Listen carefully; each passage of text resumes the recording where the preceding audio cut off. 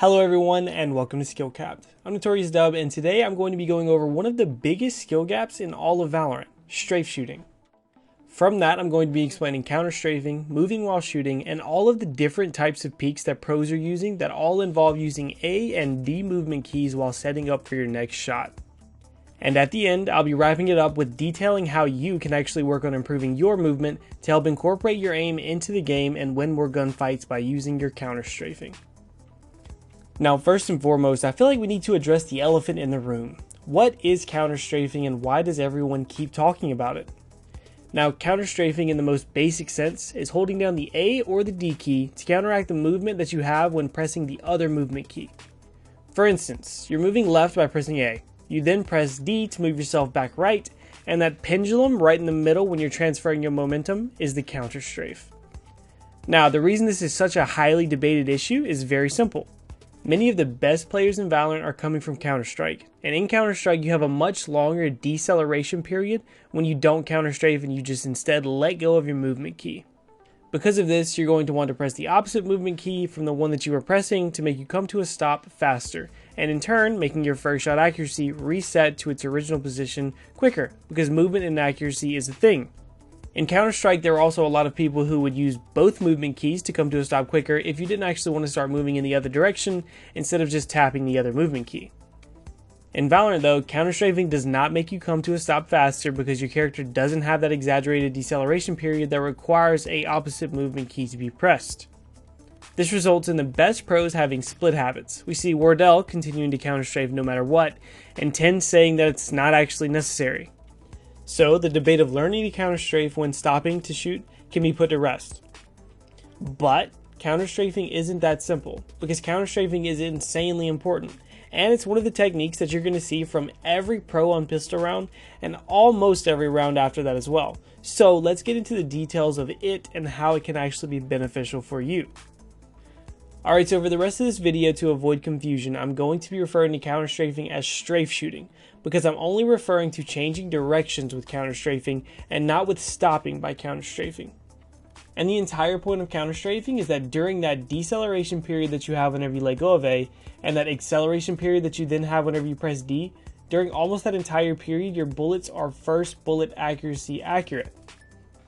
Meaning that mechanically skilled players can string these strafe shots together and be an absolute menace on pistol rounds, or simply reposition themselves mid-gunfight to isolate an angle and to keep them safe from their targets' teammates.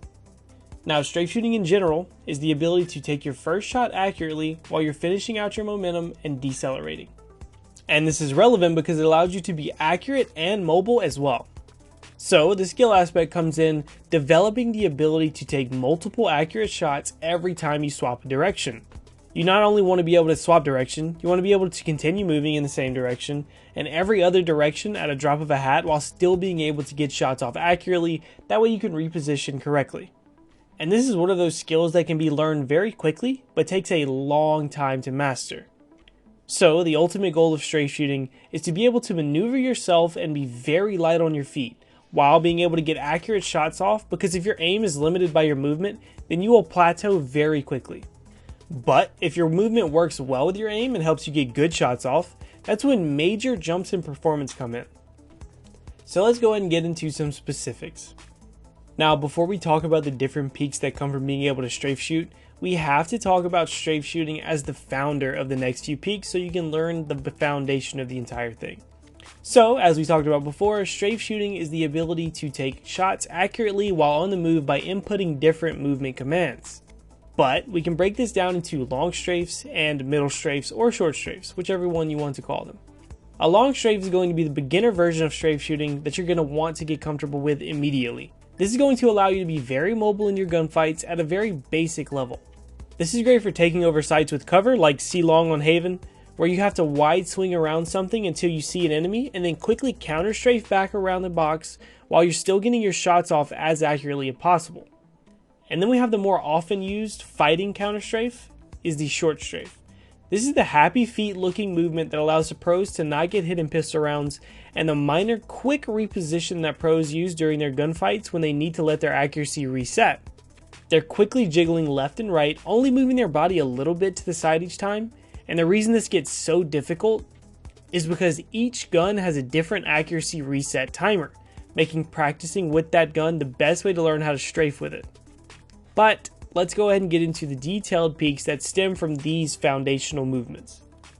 So the first peek we have is the shoulder peek. And if you're constantly getting gunned down by oppers, you need to learn this trick immediately. Think of the shoulder peek like a pump fake in basketball. The goal isn't to get a shot off, and the goal isn't to make a game-breaking play. The goal is to catch the enemy off guard. The enemy opper is likely going to take a quick shot early because they see the arm and expect the rest of the body to follow out from around the corner.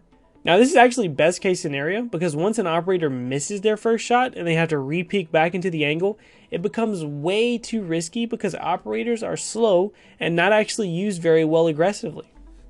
And then the other option for the operator is to not take the shot, which usually results in them being faked out by the shoulder and their reaction time will actually be delayed. In basketball, this is called freezing the defender. And here, we're just freezing the operator.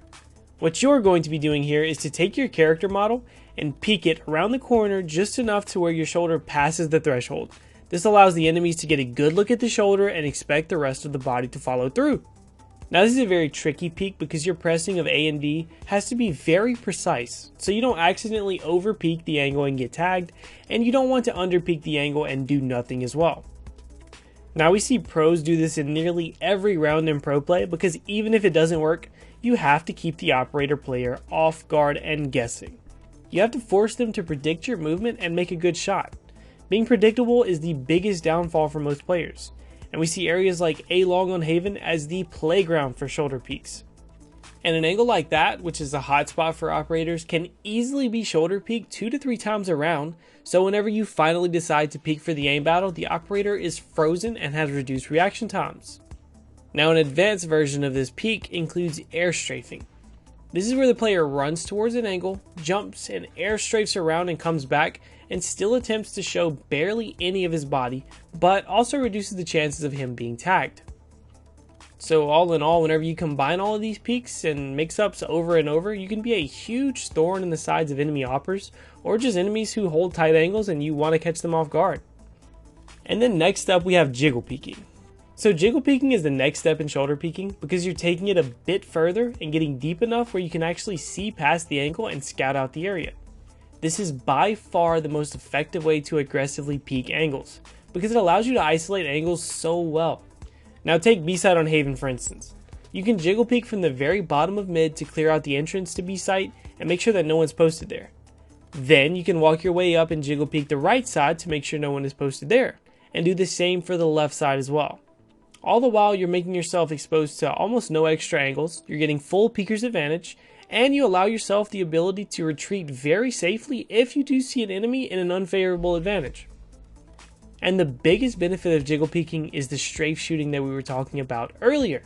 This is because halfway through your jiggle peek, your bullets are fully accurate, meaning you can get 2 to 3 shots off nearly for free and pick up easy kills all because you've been practicing your jiggle peeks.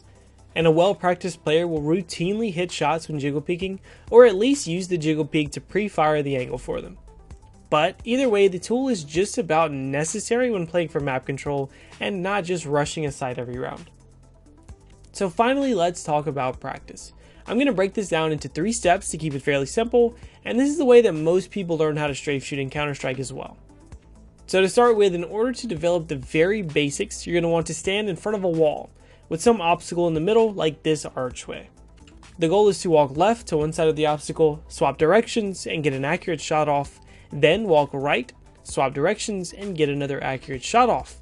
You're going to repeat this until it becomes almost second nature, and you have the timing down without worrying about moving the mouse or being accurate. This is the foundation of the movement, so when learning this movement, focus solely on this for at least 15 minutes a day to learn the pattern. And feel free to make this easier if you need to by only shooting on one side of the pole each time. And then second off, we're going to be working in a little bit of mouse movement as well. So this time, instead of shooting on each side of the obstacle, you're going to be doing the exact same thing but shooting the center of the obstacle over and over instead. This way you're going to be learning the pattern while also using your mouse to be accurate. Now when learning this, I would recommend that you spend at least 15 minutes a day on this alone. As you get better and better, you're going to want to strafe shorter and shorter and tighter together to optimize your strafes just that much more. And then finally, when you have both of the previous steps incorporated, we're going to incorporate different targets and shooting. So for this, go to the back of the gun range to practice on the robots, and start strafe shooting all over the place. Here, you should actually be working on freestyling your strafes. Do it a little bit unconventionally because you have to learn to be quick with your fingers in game and be instinctual. You should be practicing short strafes and long strafes, flicking, forward and backward counter strafing, and anything else that just feels right to you in the moment, because the goal is to get yourself to operate your counter strafes off of instinct. This way, in the middle of a fight, you don't have to think about where you want to go or how your fingers are going to get you there. You just have to do it because you've already instilled this instinct in yourself. But all in all, the biggest thing that you have to incorporate into your practice and improvement is dedication, because learning to counter strafe effectively takes a lot of time to master. As always, make sure you leave me a comment down below letting me know if this video helped you in any way and what you want to see from me next. As always, I want to say thank you for spending this little bit of your day with us, and thank you for watching. I'm Notorious Dub, signing off.